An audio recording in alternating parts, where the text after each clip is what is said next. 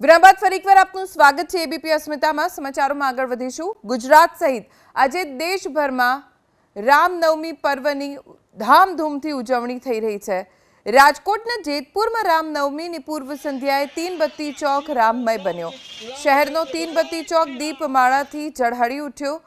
તીનબત્તી ચોકમાં 1008 દીપ પ્રગટાવવામાં આવ્યા। આ સમયે મોટી સંખ્યામાં શહેરીજનો ઉમટ્યા અને જય શ્રી રામના નારા લગાવ્યા।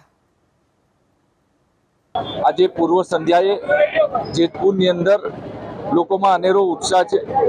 आज दीप प्रज्वलित करीने जय श्री राम लखीने अने लाखों लोको काले आवती काले आववाना छे त्यारे अत्यारे आखा जेतपुर मांथी युवानो पण अहींया तीनबत्ती चौकनी अंदर उपस्थित थया छे। आवती कालनी रामनवमी प्रथम रामनवमी हशे के जेनी अंदर भगवान श्री राम मंदिर अंदर अयोध्या अंदर विराजमान थई गया छे। वर्षों सुधीनो संघर्ष 500 वर्षनो संघर्ष 500 वर्षनी अंदर अनेक लोकोए पोताना जीवननुं बलिदान आपी दीधुं। अनेको आंदोलनो थया राम मंदिर माटे थईने अने ए राम मंदिर आज दुनियानी समक्ष देशनी समक्ष अयोध्यानी अंदर बनी गयुं छे।